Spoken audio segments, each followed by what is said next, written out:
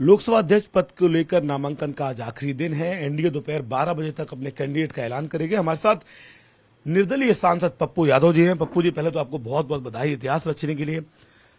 क्या एक्सपेक्ट कर रहे हैं, क्या ऑपोजिशन में कोई कैंडिडेट उतारेगी? क्योंकि प्रोटेम स्पीकर और डिप्टी स्पीकर को लेकर जो रवैया रहा है उससे ऑपोजिशन बहुत नाराज है। आपको क्या उम्मीद है, ओम बिरला जी रिपीट करेंगे या क्या? देखिए, पहले तो बधाई गरीबों को, यह बधाई संघर्ष करने वालों के लिए, देश में दुनिया में सेवा करने वालों को बधाई है। यह जीत उसके लिए समर्पित है मेरे तरफ से। और जहाँ तक सवाल है कैंडिडेट उतारने का, देखिए सरकार आज बहुमत में है। एनडीए एलाइज क्यों इतना डरी हुई है, जबकि उनके रहमो करम पर सरकार चल रही है। और जिस तरीके से मंत्रिमंडल में उन्होंने एनडीए गवर्नमेंट एनडीए एलाइज को अपमानित किया है, मैं हमेशा कहता हूँ सम्मान, स्वाभिमान, अभिमान यह जनता के हित के लिए होनी चाहिए, खुद के लिए नहीं।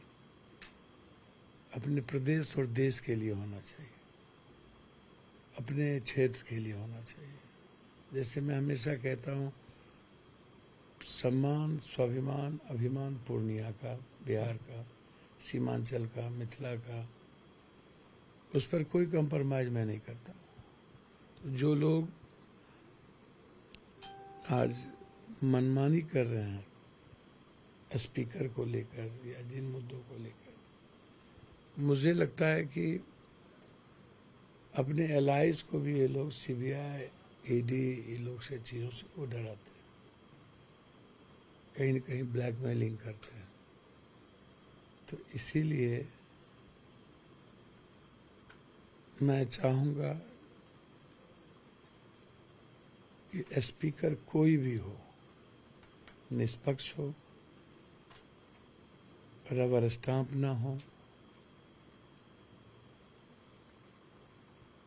संचालित प्रधानमंत्री कार्यालय और गृह मंत्री कार्यालय से ना हो। वह देश के सर्वश्रेष्ठ, सर्वोत्तम, सर्वोच्च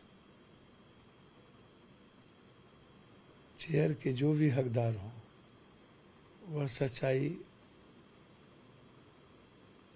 के दायित्व के साथ अपने कर्तव्यों का पालन करें।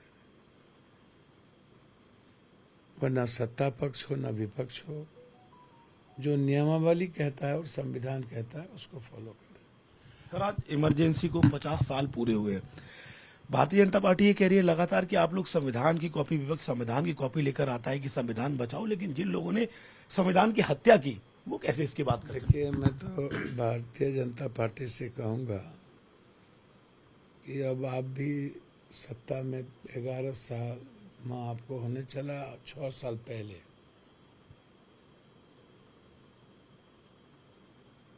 संविधान को खत्म करने वाले लोग अघोषित इमरजेंसी 10 साल से लगा हुआ है, जिसका जिक्र देश के सर्वोच्च 5 जज ने किया कि न्याय प्रक्रिया भी प्रभावित हो चुकी है। हम नहीं कह रहे हैं, सुप्रीम कोर्ट के 5 जज ने इस बात को कही थी प्रेस कॉन्फ्रेंस करके। आज़ाद हिंदुस्तान में ये कम होता है ऐसा मौका। यह बात चुनाव आयोग जो निकाला गया या खुद से छोड़ दिया उसने भी कहा। यह बात जीएसटी के बड़े डायरेक्टर ने भी कहा। यही बात सीबीआई के भी अलग हुए डायरेक्टर ने कहा। यही बात सेना के लोगों ने भी कहा। आप एट रैंडम पारिकर, जेटली और सुषमा जी की मौत, आप कुछ भी उठा के देख लीजिए, आपको संदिग्ध दिखेगा। तो इन तीनों की मौत को लेकर भी आपको लगता है कोई संदिग्धता थी, अचानक से इनकी डेथ हो जाना? मैंने पहले ही कहा कि कुछ भी उठा के आप देखिए। पुलवामा को उठाइए, संदिग्ध। कोई आज तक कुछ नहीं हुआ। इनके दल में जो चला गया वो महात्मा गांधी, अन्यथा ईडी, सीबीआई, मुख्यमंत्री को जेल में जबरदस्ती बंद कर दो। इनके मुखेर कानून है। सर्वोच्च न्यायालय के न्यायाधीश को चयन प्रक्रिया से निकाल दिया गया चुनाव आयोग के। मतलब आप अंदाजा कीजिए सर, सारी संस्थाएं कोलैप्स कर चुकी हो, जिस देश की लोकतांत्रिक मूल्य खत्म हो गया हो, संवैधानिक मर्यादाएं खत्म हो गई हो, वह व्यक्ति जो 900 किसान को मारा हो, वह व्यक्ति जिसने 2 व्यक्ति के चलते ना तो सेना को सही रहने दिया, सेना का भी उसने कोई राजनीतिकरण करने की कोशिश चुनाव में पुलवामा का उन्होंने किया। पहली बार पुलवामा के नाम पर कोई सेना के नाम पर चुनाव हुआ हो भाई, पहली बार। तो आप जो व्यक्ति आज जिस तरह की बात करते हैं, एक दिन में जो लोकसभा स्पीकर 48 घंटे में सदस्यता रद्द कर दे राहुल जी का और ऐसे लोगों का, जो आलोचना करता हो सरकार की वो खत्म हो जाए, वो डरा हुआ हो, उसको डराया जाए। जिन्होंने कई बार कर्नाटक, मध्य प्रदेश से लेकर हमेशा सरकार गिराने में, सरकार को खरीदने में, महाराष्ट्र 10 सालों में चुनी हुई सरकार को इन्होंने खत्म किया। इन्होंने लगभग दल तोड़ और अपने एलाइज को भी इन्होंने खत्म किया।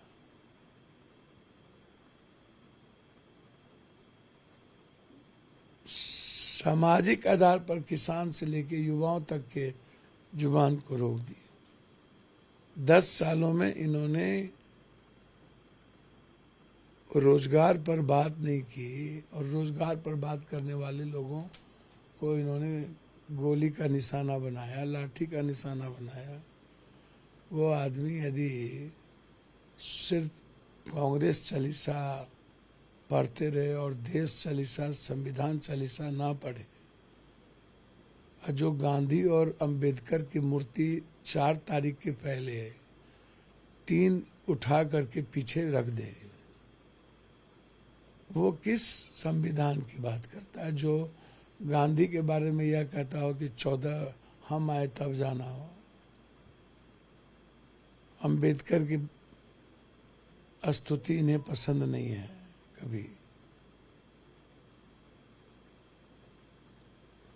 ये तो देश की जनता को बधाई देनी चाहिए कि आज अलग बात है कि इन्होंने कुछ सीटें गलत तरीके से जीत के सत्ता में बैठे हैं, अन्यथा आज ये सत्ता मैंडेट इंडिया को था। तो देश की जनता को मैं बधाई दूंगा कि सशक्त मजबूत विपक्ष दिए हैं। इनकी हैंकरी और दादागिरी अब नहीं चलने वाली। पप्पू जी, रुपौली में विधानसभा उपचुनाव है, बीमा भारती टिकट ले आई है, उन्होंने नामांकन कर दिया है। पप्पू यादव का क्या रुख रहने वाला है? देखिए, जो वहाँ के हालात है ना, मैं अपने वर्कर पर छोड़ दिया। मैंने कहा है कि ऐसी परिस्थिति जहाँ लगातार मर्डर हो रहे हों, माफियागिरी हो, राजनीतिकरण मर्डर का हो रहा हो, वहाँ पर राजनीतिकरण हो गया।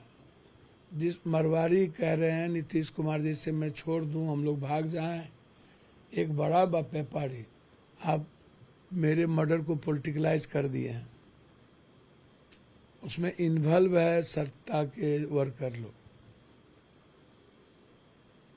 ये मरवाड़ी समाज के जिस जादूका फैमिली कर रहे हैं, और इसके बावजूद मैं वहां पर क्या उम्मीद करूं?